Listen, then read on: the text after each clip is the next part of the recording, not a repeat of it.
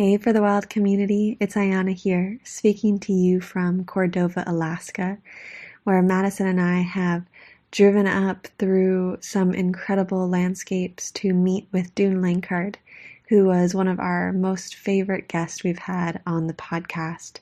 He's an incredible conservationist and fighter for the earth, and it's a real honor and pleasure to be spending this time with him, learning about the Copper River, the Chugach Forest, and ways to move forward with conservation. This is the last podcast for our staff pick month, so we're excited for Francesca to share her favorite. Also, we are still looking for land partners for the 1 Million Redwoods Project. As this project grows, we'll be continually looking for more land partners so that we can plant as many trees and understory plants and fungal allies as possible. So if you live in the Redwood region, that's what we're focusing on right now. Please get a hold of us at engage@forthewild.world. But know that we are expanding into different ecosystems and forest nooks. So if you live somewhere other than the Redwoods, keep your ears open, and I'm sure we'll be shouting out to your region soon. All right, now on to the show.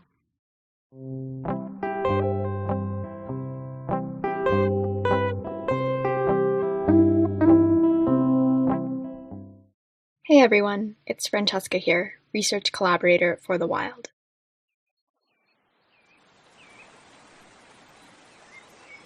I'm speaking to you from Santa Fe, New Mexico, and I'm one of the newer members to join this incredible team of people. This week's Encore episode is Leah Penman on land-based liberation. In this conversation, Ayana and Leah traverse through a myriad of topics ranging from grassroots reparations, alternative economies, stewarding the land, and healing by way of land. I think back to the time I spent researching for this interview, and I remember how I was overcome by the depth of the layered histories of land theft, food apartheid, and systemic racism faced by farm workers. Yet at the same time, I was also in awe at the incredible work Soulfire Farm is doing in ending racism and injustice, whether it's through reclaiming relationship to the land, working with restorative justice programs, or offering a local sliding scale farm share to their community. Ultimately, Leah Penman encourages us to believe in the future through the promises and spirits of our ancestors, which is a sentiment I hold dearly. I hope you enjoy this episode as much as I do.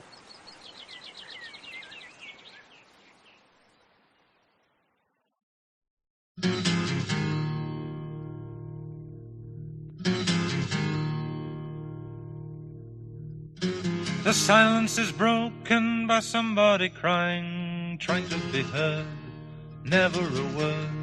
Always the attitude, sort out your own, always alone, wishing for something the world is denying. Out in the wilderness somebody's crying.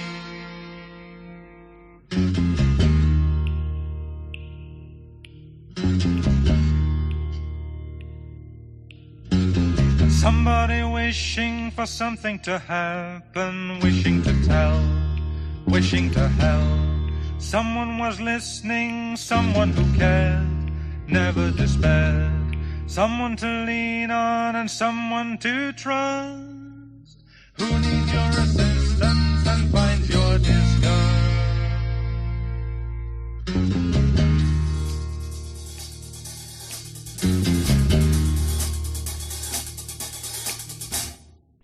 Hello and welcome to For the Wild podcast. I'm Ayana Young. Today we are speaking with Leah Penman. Leah is an educator, farmer, writer, and food justice activist from Soulfire Farm in Grafton, New York. She is committed to dismantling racism and injustice in our food system, reconnecting marginalized communities to land, and upholding our responsibility to steward the land that nourishes us. Leah coordinates a subsidized farm share program that provides life-giving food for families in food apartheid neighborhoods. She also runs training programs for aspiring Black and Latinx activist farmers, uprooting racism trainings for intersectional activists, and international solidarity projects with farmers in Haiti and Puerto Rico. Leah holds an MA in science education and BA in environmental science and international development from Clark University. She has been farming since 1996 and teaching since 2002. Leah's work as a farmer and educator has been recognized by the Soros Racial Justice Fellowship, Fulbright Program, Presidential Award for Science Teaching, NYS Health Emerging Innovator Awards, Andrew Goodman Foundation, among others. Leah's passion is to joyfully and reverently connect community to the intricate miracle that is this living planet and to their own power as agents of positive change in the community. Well, Leah, what astonishing work you do and life you lead. It is such a gift to have you on the show with us today. Thank you. Thank you so much for having me. It's really an honor and a pleasure to be here, getting to share a little bit of our story with y'all. Well, I want to begin by honoring the immense agricultural heritage of Africa and the resilient, courageous people who's held on to their beloved African seeds and spirits, despite all that worked to exploit and disfigure them. And it's largely obscured story that, quote, American agriculture, both traditional and regenerative, actually stemmed from the co-optation and exploitation of ancient African agriculture. I've heard you tell of how you flow from a long ancestral line of African earth tenders, and I want to ask you if you'd be willing to share with us how your ancestry guides you in your expansive life work and in the world, and also how your ancestry guides you specifically in the regenerative farming practices you are rearing at Soulfire.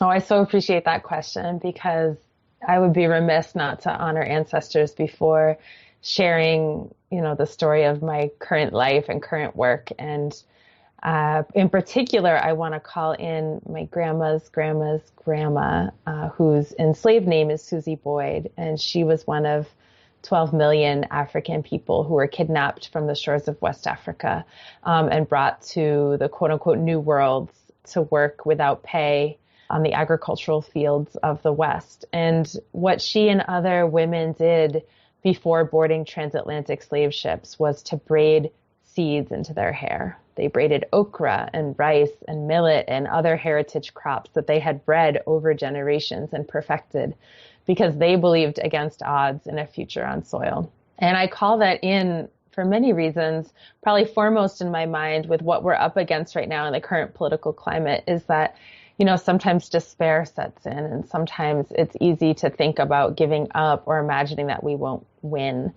And I have to remember that if Susie Boyd and the others around her had faith and believed in us and didn't give up on us, the future generations, then sort of who are we to then give up on our children?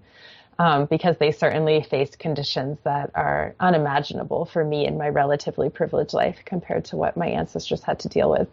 And that is just one small piece of the legacy. I think we're often fed the myth that organic agriculture, permaculture is like a white people thing. And I certainly believed that and really struggled with that in my early years of farming. And truth be told, everything from Pick Your Own and the CSA, which were gifted to us by ancestor Booker T. Watley, to the idea of rotating through leguminous cover crops instead of having a monoculture, which was very much promoted by George Washington Carver, to the co-ops and pig banks of Fannie Lou Hamer, the rice cultivation techniques of enslaved Africans in the Carolinas. These are really our people's heritage. The raised beds and the fallow period and the rotation of animals and crops, all of these techniques that we use at Soulfire, come out of the Black Indigenous tradition. And it's been really a privilege over the past year to start to write these things down. I'm working on a book that will come out in November called Farming While Black. That's about these Afro-Indigenous ways of knowing and being on land and how we can uplift them and enact them in our farms today. I'm so grateful that you are bringing these untold stories of these heroes to the forefront, because as we know, the history that we've been fed and put into our history books and in our education systems tell a very narrow-minded story of the past. Mm-hmm. And that just perpetuates this system of oppression and lies. So this work that you're doing with your book that I want to speak about later feels so mandatory for us to actually move forward in a regenerative way that a lot of us want to. Yeah, thank you for that. Yeah, of course. And you know, you'd mentioned Soulfire Farm and your work in general. It confronts food apartheid and injustice in the food system from so many angles. I'd like to steer the conversation towards who has access to the lands of Turtle Island today.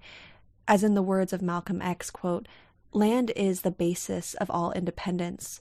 Land is the basis of freedom, justice, and equality," end quote. And I've come across quite a few articles that either you have authored or that reference you, bringing visibility to the dispossession of Black landowners in the past century. And I want to make the audience aware of a few statistics. Almost 100% of the land in the U.S. is owned by white people. In 1920, 14% of all land-owning U.S. farmers were Black. Today, Black farmers operate less than 1% of the nation's farms, amounting to a loss of over 14 million acres. Black farmers receive 50% less government support in terms of loans, conservation programs, subsidies for crop production and disaster insurance, etc. So would you speak about this great dispossession and the violent discrimination and legal trickery that enabled this to happen? Yeah, I mean, I have such a heaviness in my heart, you know, hearing the statistics come out of your mouth that I'm usually saying. You know, just this past weekend, I was in Atlanta, Georgia with 100 Black farmers, mostly elders, mostly folks over 70, who were instrumental in suing the U.S. government in the famous Pigford v. Glickman case, which was settled in 1999 in the largest civil rights settlement in the history of the United States for these decades of discrimination. And this court case in many ways was symbolic because the small payouts that the farmers got were too little too late. As you noted, we've already been dispossessed of our land, and you know, a $50,000 check does not get you back your hundreds of acres and the whole life that you've built. But still was some vindication nonetheless that this is true, that the USDA was the principal driver of Black people off of our land. And this was not a historical accident. The South very much relied on sharecropping and tenant farming to maintain a quasi-slavery-like economy. And when Black farmers started to gain land holdings by saving their Sunday money that they had earned on the side and amass this land, it was seen as a threat to white supremacy. And so the USDA is the arm of the USDA, and local communities are what's called these FSA county committees. And local farmers are elected onto the committees, and they're the ones who decide who gets what. And so white supremacists filled those committees. Black people did not sit on the committees, and they systematically denied aid to Black farmers. But even more than that, they would actively steal land. I mean, go in and burn down people's houses, lynch people, threaten them. Over 4,000 people were lynched in the early 1900s up to the mid 1900s and driven off of their land, and that land was taken.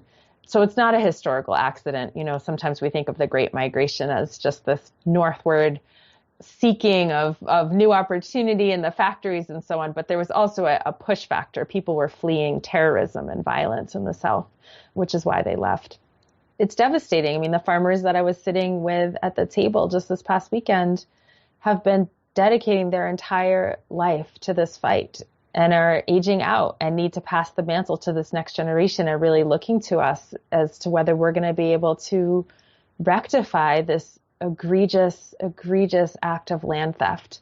You know, and obviously I'm not saying this in any way to minimize the original land theft of Turtle Island from Indigenous people. And a lot of folks say, well, how do we sort of hold both of these things? And when you look at the fact that 98% of the land right now is controlled by white people, there's a lot of room for land reform before we have to think about communities of color being in conflict with each other over that land. And I think we can work together, inspired very much by what's happening in South Africa, where they're just deciding it's time. This land was stolen and it needs to be given back. And that will be perhaps a disruptive, but also a healing process for the nation.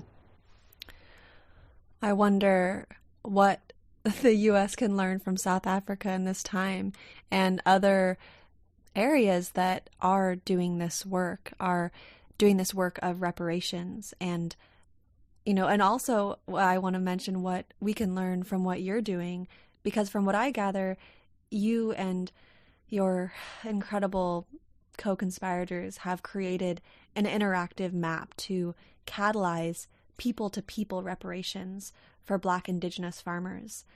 So I'd love if you could first explain the concept of reparations and then expand upon how the grassroots reparations project and map you're working on came to be. So the concept of reparations is a little bit different, or really quite different from philanthropy or charity, which comes from the idea that folks with privilege, power, resources have the right to own those resources and can choose to give them away as an act of benevolence from their hearts, for which they're usually rewarded with social status or tax deductions or so on and so forth. The idea with reparations is rooted in a framework that the wealth, the resources, the privilege that people have, by and large, is not come upon honestly. If you look at the research out of the Pew Center, 80% of wealth is inherited, and most of it is traceable back to times of enslavement and land theft. Really sitting with that fact and asking ourselves, those of us in the community who do have wealth, like how much of that either was inherited directly or in some way our parents or community or family subsidized our life, or that we received sort of unearned access to jobs, education. And through that framework, that resource becomes something that is due back to the descendants of those from whom it was stolen. And what's really beautiful about this moment in time is that there's a lot of people born into privilege who are recognizing that reparations are due. And while we must continue to organize for the government to institute large-scale reparations, this is not to excuse that. In the meantime, there are individuals in resource generation and other collectives who are excited to get involved and just do that reparations work. I also want to say that ours is certainly not the only reparations project. This is a tiny initiative, and the National Black Food and Justice Alliance is working on a comprehensive initiative, and also the Federation of Southern Cooperatives and some of the Black farming organizations are thinking about that. So I don't want to take away from that, but I will say that we were chatting at our favorite program that we do, which is the Black Latinx Farmers Immersion. And one of the participants, named Viviana Moreno, said, we should really get a list together of all the things we need to realize our farm, food, and land dreams, whether it's land, training, money, connections, advice, whatever it is, and put that out there and just see if the community is willing to meet us and engage with us. And so we did it because we're action folks. Put together this map on a really simple Google Maps platform, started with 40 farmers. It's growing slowly.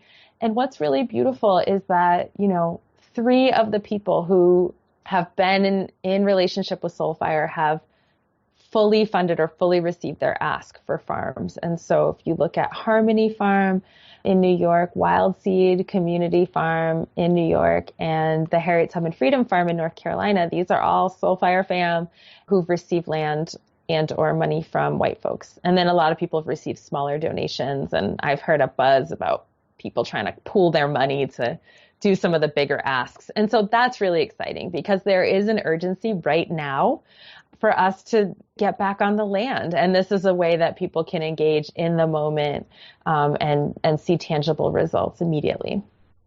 I love hearing these seeds, these dream seeds can blossom.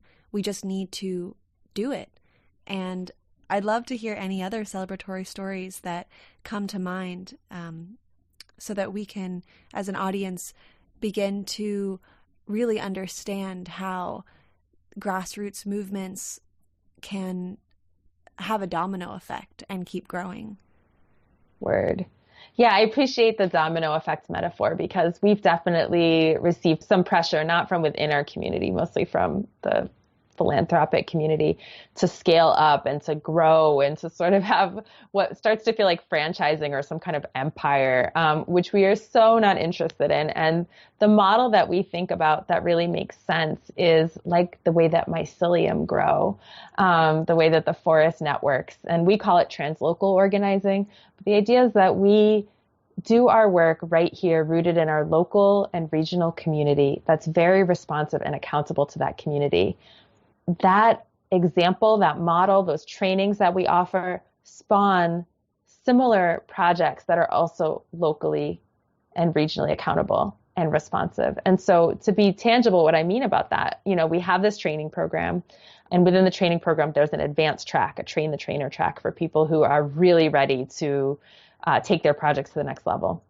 Keisha Cameron, outside of Atlanta, Georgia, at High Hog Farm, is one of the people who went through this program and got inspired to create a similar training program called Ubuntu that works on racial justice, food justice, and helps farmers transition to organic and sustainable practices, which she's now operating on her farm in her community. Similarly, Finca Conciencia outside of Chicago.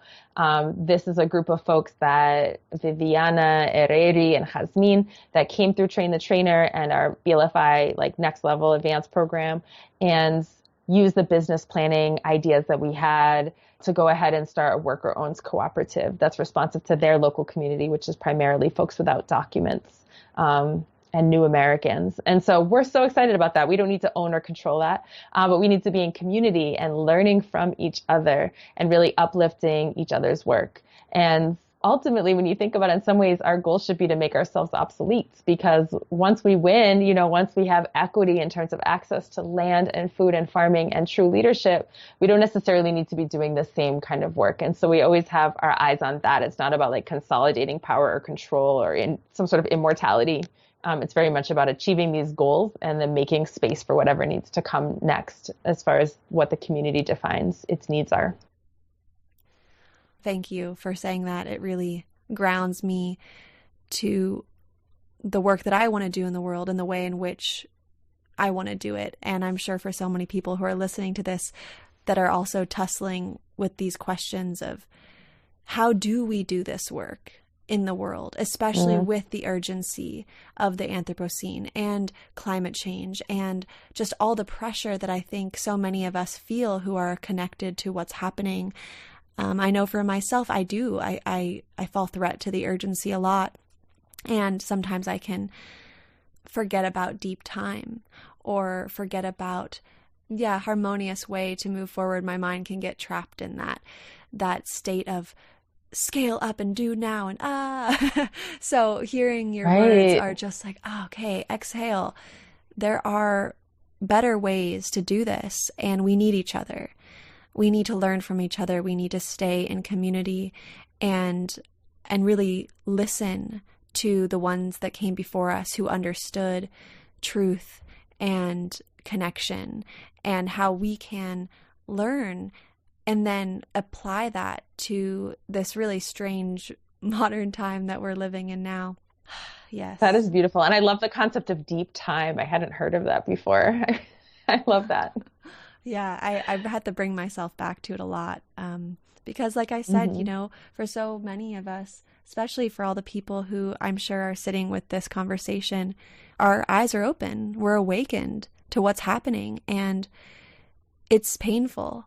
I think can be really scary. So I just had to keep reminding myself of the deep time that, yes, this work is important and it's important to do it now, but the ways in which we do it are also of utmost importance. And when you were speaking before, you had mentioned the people who've come through Soul Fire Farms working with undocumented people, and it brings up this other topic that I want to speak about, because discussions around injustice in the food system just wouldn't be whole without speaking to the exploitation of Latinx and migrant farm workers. This is a realm we've yet to really delve into on the show, but one that I intend to explore more deeply in the future.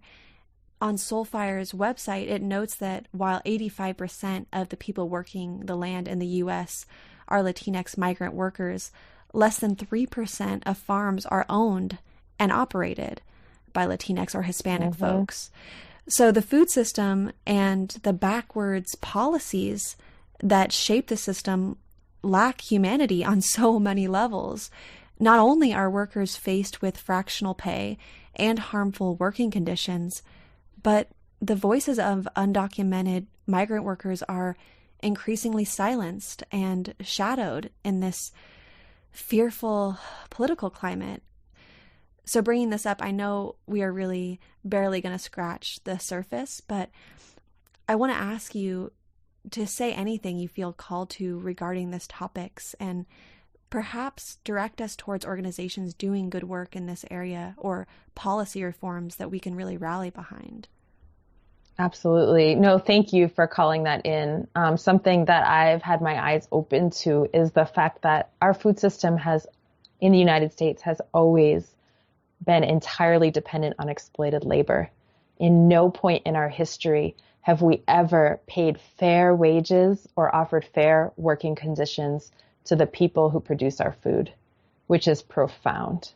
I mean, we all are very familiar, I hope, with the history of enslavement, maybe sharecropping and tenant farming. A lot of folks don't know that that was followed up with convict leasing, where Black people were criminalized, put in prison, and then sold back to their former masters on plantations and in the mines.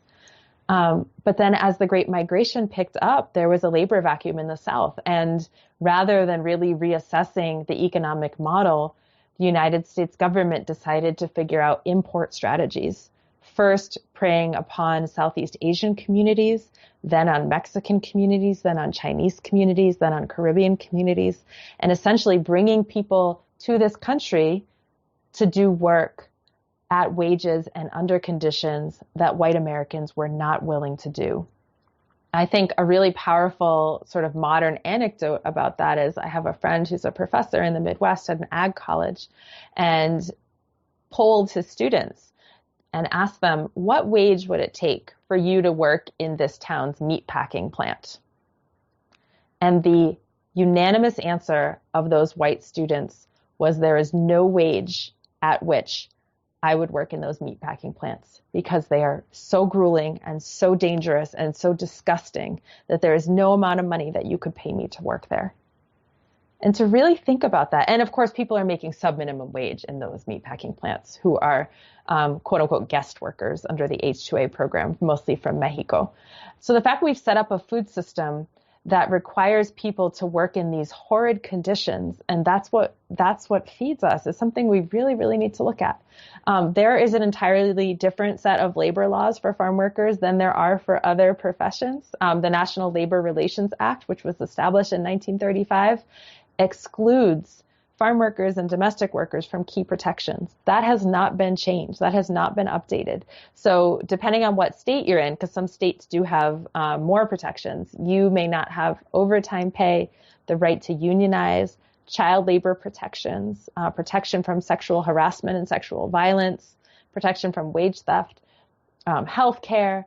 And so this is the reality. And I think that certainly we need to be talking about sovereignty. Like, certainly we need to be talking about pathways for migrant workers to own land and run their own businesses. But right now, we're not even there yet in the conversation. The conversation is, how do folks get paid for their labor and live in buildings that have running water? And how do their children go to school? I mean, that's really the level of the conversation. There was a slavery ring, literal slavery, not even like metaphorical slavery, like people chained and forced to work. That was just broken up in the late 90s by the Coalition of Immokalee Workers. Which sort of transitions to your question about who's leading the struggle. Certainly the Coalition of Immokalee Workers are doing some incredible organizing. We should also support CATA, which is the Farm Workers Support Committee, Centro Campesino, Dignity and Power Now, Familias Unidas por la Justicia, the Farm Workers Association of Florida, and many other organizations. And I'm happy to provide a list or like send you some links later. But organizations that are run by farm workers for farm workers is where we should be putting our trust and our resources right now.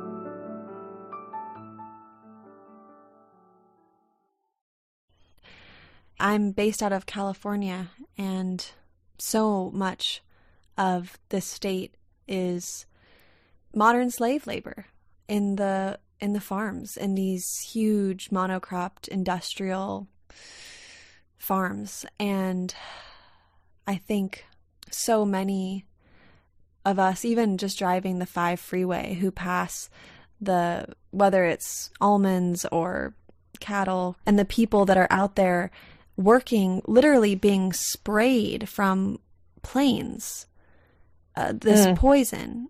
It's disgusting how the food system and the bigger system of this country treats anybody, humans, cows, the soil, so disposable. I think speaking about these other organizations that are farm-led, kind of going back to how you were speaking about really working locally in the communities and listening to the people that have been silenced, that are the ones that are actually dealing with the conditions of this horrid system, and giving power to the people who are actually doing the work.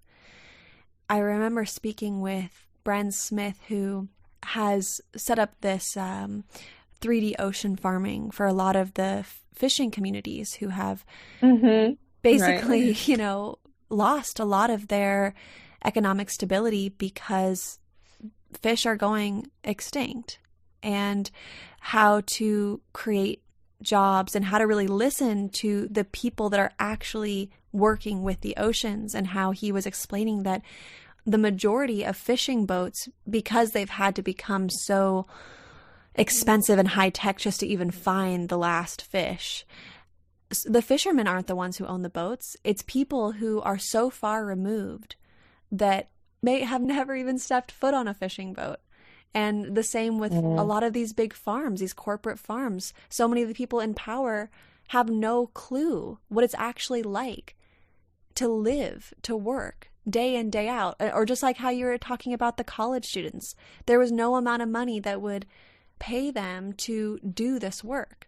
So there's just such this huge disconnect, and I appreciate you bringing this up, and the blatant racism. And racism in farming isn't restricted to land access and equality or the corporate mega farms, but it's also quite apparent in the organic and regenerative farming movements. With 95% of farm management being white, it's no surprise that young Black or Latinx Indigenous farmers, they may find themselves in a work environment that carries legacies of racial trauma. Not to mention how many farm incubation projects and jobs for budding organic farmers either require a college degree or are unpaid work trades, significantly limiting who actually has access to them. So I'd really love if you could illuminate further some of the struggles that Black and Latinx folks who are yearning to farm face, and how Soulfire's Black Latinx Farmer Immersion Program arose in response. Yeah, that's a beautiful framing, and a tragic framing also. I've had folks come to our program and say that they had tried to do the WOOF program, Worldwide Workers on Organic Farms, or do some apprenticeships. And it's not just, subtle legacy of racism stuff. Some of it is really overt. There's this one young man who was picking beans with the white farmer at one of these WOOF farms. And the person said, can I ask you an honest question? I was wondering if you have a sense as to why so many Black men abandon their children. And it's just like, what? On so many levels, what? First of all, that's not even true statistically. There was just some big study done to debunk that myth of the absent Black father. Like, Black fathers are as involved, if not more involved, than any other race. But also just that audacity, that racist perspective, and then to put that on this person who does not have a car, does not have a way of leaving this place, and is now stuck in a really uncomfortable, verbally violent environment. So that's what people are confronting. And then, of course, all of the subtle structural stuff that you mentioned. Why do I keep getting denied to this farm incubator program? Or, why is it that I'm on this farm working for free and not really getting the instruction that I thought I signed up for? So that definitely happens in training. And another tragedy that I've only recently become aware of, but is really significant, is there are a number of new Americans from Caribbean countries especially, who have deep farming backgrounds and are very excited to get into ag in this country and want to attend university, one of the land grant colleges, like the 1890 land grants, which are supposed to be, for these communities. But the geographic location of these universities is so far from the immigrant community's family center that there's no way for them to attend. They need to be living with their family members in order to afford survival. They need to be taking care of elders. And so it's just not possible. And so people end up choosing different career paths. And that's, folks have been telling me, what if we had satellite sites for these universities in the communities where Black and brown people actually live, and we could pay current Black and brown farmers as adjunct faculty at these universities to do these remote programs and really expand the land grant system to provide education right where people are. So that's certainly one barrier, is training. But I would say even more significant is access to credit, capital, and land. Black folks, brown folks, we're not inheriting land, and land is hella expensive. Property taxes are so expensive. And how do you surmount that barrier in order to really get started? Because you can't go into some crazy debt because farming isn't going to pay it off. And right now, the credit programs and the grant programs are very limited. And as you mentioned earlier, are still skewed towards supporting white farmers and corporate farmers and large scale farmers. And there's a lot of barriers to accessing those programs for Black and brown folks who are just starting out. It's heartening to remember that economic models that are not purely individualistic or capitalistic do exist, like indigenous gift economies and cooperatives, or the Ujame principle that Soulfire embodies. And I'd like to hear more about some of the alternative ways of economy that have been working for you and your community, and how they can provide a greater network of support for community members in need. Yeah, definitely. So Ujamaa is a Kwanzaa principle. It's a Kiswahili word that loosely means cooperative economics. It's this idea that rather than have an exploitative relationship between producer and consumer, where you're both just trying to get as much as you can at the expense of the other, that you think about a cooperative and mutually uplifting relationship. And the way that we've tried to implement this principle, in part, is through our Ujamaa Farm Share. It is a weekly doorstep delivery of a box of fresh farm-grown vegetables between June and November. And we focus on communities under food apartheid, food apartheid being that system of segregation that relegates some people to food opulence and others to food scarcity. So these folks in these neighborhoods, don't have access to farmers markets and grocery stores and Whole Foods or anything like that. And so a lot of times the box of vegetables is really the only fresh option for them. And people can pay on a sliding scale, whatever they can afford. They can also use government benefits like EBT or the WIC Farmers Market Program. And the way that we make this still financially viable for us as farmers is some people who have more resources pay higher on the sliding scale, effectively subsidizing the food that their neighbors receive. And additionally, we do some grassroots fundraising for what we call our Solidarity Share program. And the Solidarity Shares are specifically for refugees, immigrants, and people impacted by incarceration. And these are no-cost shares that are paid for entirely by people's neighbors. And it's important to us to do it this way. We certainly could write grants and try to fundraise in a philanthropic model for the program. But we're trying to show that a farm can be economically viable, relying on its sales and relying on its community, because it's a struggle, to make it as a small scale farmer. And it would be disingenuous to be training people to go into farming without being able to demonstrate a model of financial sustainability. Like, you're not going to get rich off of farming, but you can, take care of your family and take care of your basic needs, and also be in integrity in terms of sharing what you have with your community and not only catering to these really upscale markets. That is something I have sat with for a long time in question, and I actually want to talk a bit more about it because, we've spoken a lot together about the challenges of even acquiring land in the first place as a black or brown farmer. And then once you, by whatever means, can acquire the land and farm, that it isn't something that's actually valued in our culture. Real, fresh, organic food, just like so many other things, whether it's, it's kind of amazing when I think about how many things are not valued that are actually what give us life, whether that's food, even trees for oxygen. But what is valued are these things that are completely unnecessary and actually destructive to the earth and to our connection with each other and this planet.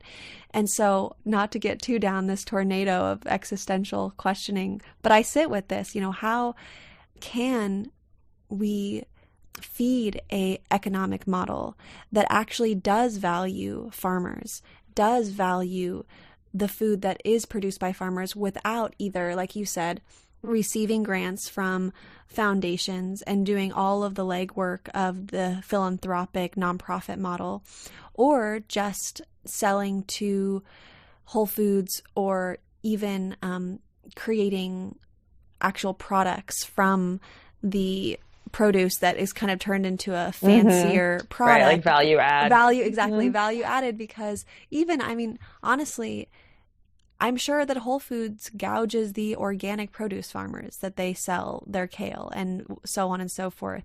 And so there is this, this system is set up to not value the people that are actually creating the life-sustaining food and so on and so forth. So yeah, I know you were touching on it, but if there's any other threads you can pull on this topic to show us more of how you're doing it, or other models that you really resonate with. And maybe this is a really far out question, but how do you see this being a better way forward, being able to topple over the old system into a way that this could be the new norm? Like you said, like making some of the work that you do even obsolete, because it just is the way that life is. Right? Wouldn't that be sweet? Wakanda forever. I'm not an economist, and so I'm probably not the best person to answer this question, but I do know that, in the past, there was more support from the federal government for small farmers, and the whole big, get out, transformation that happened between the 60s and the 80s really shifted the way the subsidies worked. So right now, it's not so much that wheat is inherently cheap or corn syrup is inherently cheap. It's just that there's a whole lot of money flowing in for those big commodity crops that artificially depresses the price. Agriculture is not a free market beast in the United States. And so we could really play with that. Costa Rica pays its farmers for providing environmental services, such as protecting pollinator habitat and supporting the recharge of aquifers. And so what if we thought about restructuring the way that huge farm bill works and what it subsidizes? We do have small programs for conservation. We have EQIP and the Conservation Stewardship Program and so on. And so it's not that doesn't exist, but it's very underfunded. It's a small slice of the pie. And we could completely invert it. We could make those commodity crop subsidies a small piece of the pie, and then really expand what farmers get for doing crop rotation, pollinator protection, erosion control, living buffers, all of these practices, if you think about it, really are for public benefit. They're for the public trust and for the future. So why not have our public dollar pay farmers to do those things as their value added product in addition to selling lettuce? And so I think that part of the ultimate answer really has to do with the way that society is regulating and subsidizing farming. But that's really as far as my limited economic understanding goes.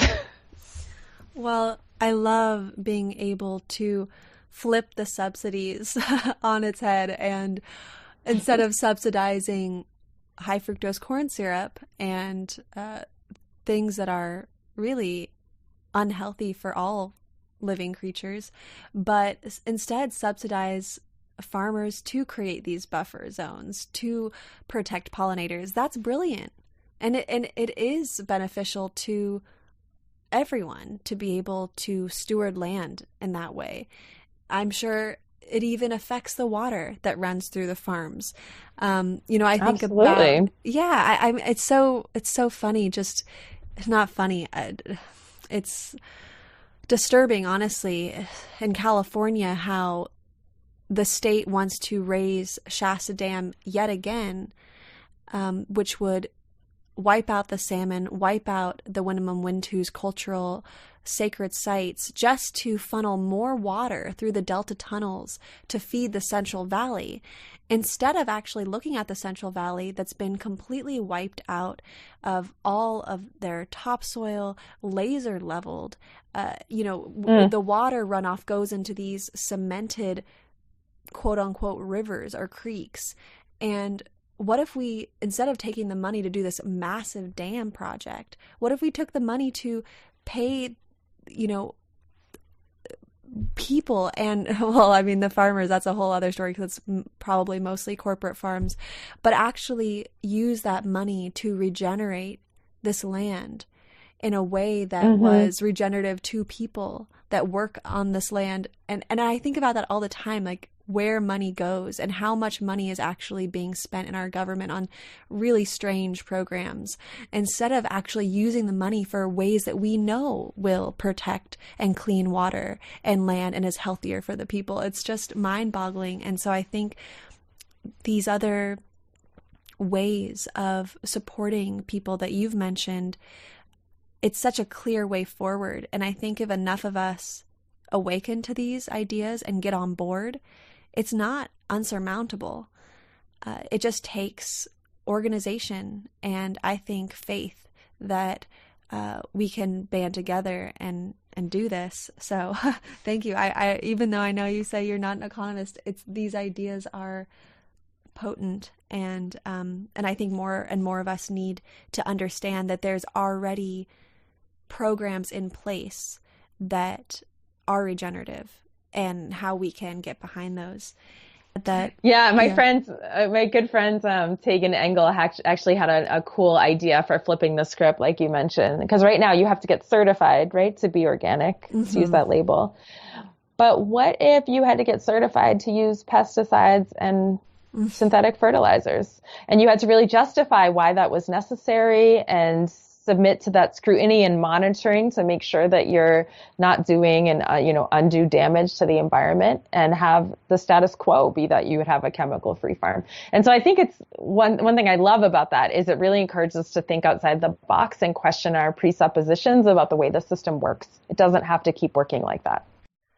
I read that Soulfire Farm has sister farms in Haiti and Puerto Rico, and I was both fascinated and unnerved when listening to your speech at the 2017 Holyoke Food Justice Conference, where you brought up the sector of the Farm Bill regarding food aid and how the U.S. government strategically uses such neo-colonial forces to rupture local food economies. So kind of getting back into these systems that need to be taken down, could you explain what ensued in Haiti's rice economy following the 2010 earthquake, and what resistance has been transpiring from the Haitian peasant movement? Sure, absolutely. So most of my knowledge of what's going on in Haiti is very personal. Again, I'm not a movement expert, but my mother is from Haiti. And since 2010, I've been going there to Léogâne area, where was the epicenter of the earthquake, with a group called Haiti Resurrect, which is mostly Haitian American, Caribbean, Black folks doing solidarity work with this community. And so what I learned from them is that, after the 2010 earthquake, the U.S. did what it often does now in so-called developing countries, which is it sent food aid. And under the Farm Bill, we have a policy called Tide Aid that says that anytime we give food aid internationally, it has to be grown by U.S. farmers and packaged and shipped by U.S. corporations. And this policy, while it sounds benign, is actually sort of brilliant in its evilness because it makes imperialism look like philanthropy. They timed the donation of the rice to the moment when the harvest was ready in Haiti. And as you can imagine, if you flood a community with free rice at the time that farmers are trying to sell their rice, the results are devastating because that economy is then undermined.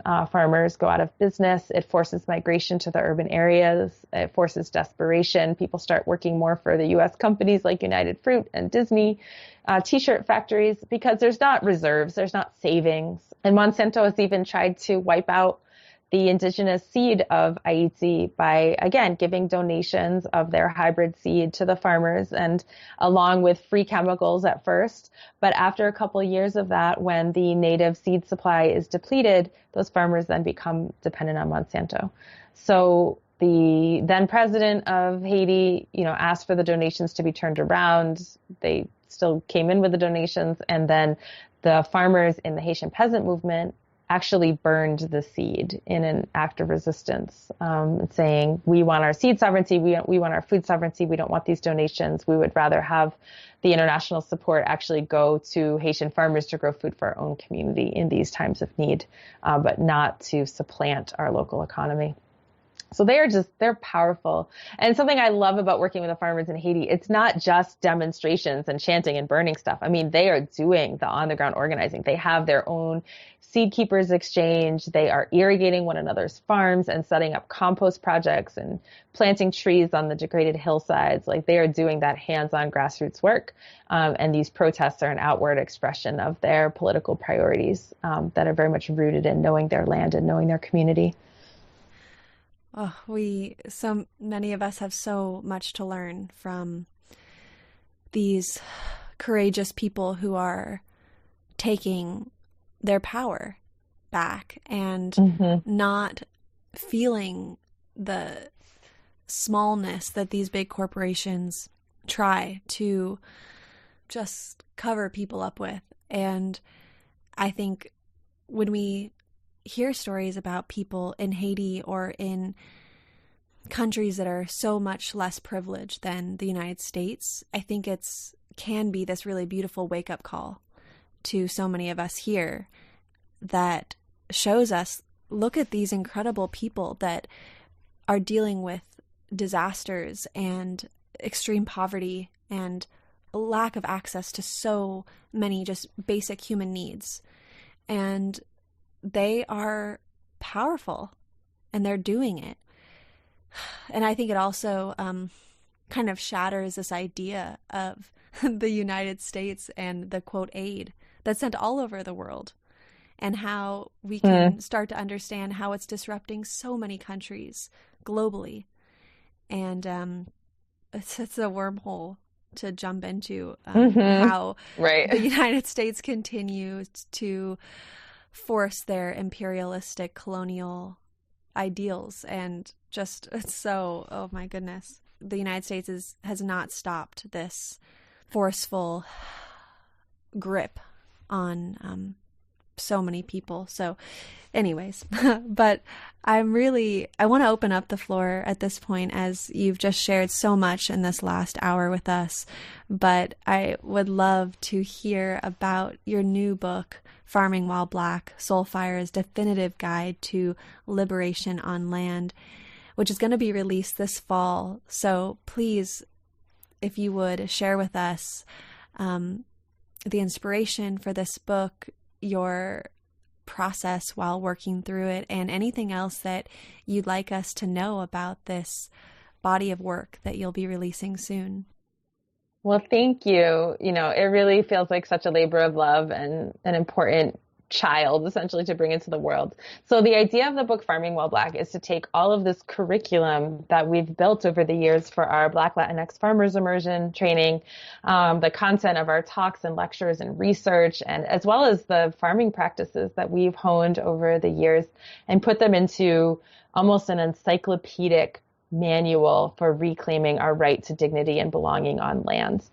It's both practical and historical and poetic. It's pretty long. It's got beautiful photographs, but just some examples of the types of things that you can find in the book are ideas for accessing land when you don't have a lot of resources, how you can leverage certain networks and programs to get that resource that you need, setting up your own cooperative credit entities to support one another in initial costs, organizing communal labor work parties, getting in touch with the spirits of the lands and making sure that you have their consent and support so that things go well.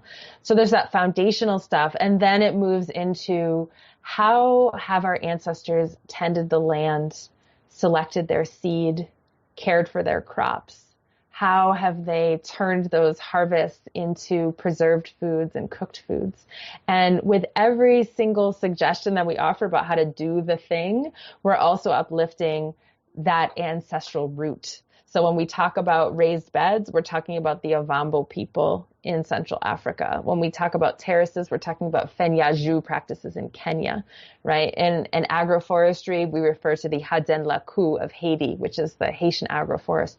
So all of these practices are rooted in where they came from, which is so, so important because, you know, in the so-called permaculture movement, a lot of times these very ways of knowing land are divorced from their context, repackaged, rebranded, and really honestly used to profit college-educated white folks in offering these permaculture certifications. And that's just not ethical, and it's also misleading. So this was the book that I needed when I was 16 years old and starting to farm and going to these farming conferences, looking at the tables and seeing that everything was written by Eliot Coleman or the Nearings, you know, or John Jevons. I really needed to see that my people were reflected in this sustainable agricultural tradition, which we are. And so I hope that this will be a gift to my contemporaries and to future generations to help us reclaim that proud place in the legacy of regenerative farming. I cannot wait for this book to come out and just sit with every page. And thank you so much for debunking the myths of permaculture and all of these well-meaning, perhaps, ways of teaching and how they're not really getting to the root of how to move forward in the way that we need to right now. And I really appreciate all of your tireless work because I can only imagine how much you dedicate your life force and your energy to all the different pieces of this very full pie that you work with, from farming and food and intersectionality and ancestry and seed and soil and on and on and on. It's just so inspiring to see and to learn about you and your devotion. So I appreciate you. I'm so grateful for you coming on the show today. I'm sure everybody listening has many, many bits and pieces that they want to explore more from this seed of a conversation. So I hope that we meet sometime in the future in person and keep the conversation growing. Ashe, absolutely. And thank you for your really thoughtful questions. It's such a blessing to, you know, be in conversation with someone who clearly has the reverence for earth and for justice that we do here at Soulfire Farm. So thank you for that commitment.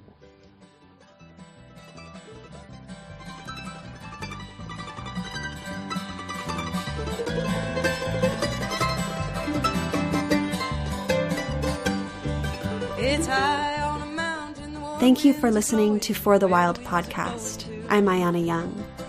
The music you heard today was Hannah Shin with Night Glide.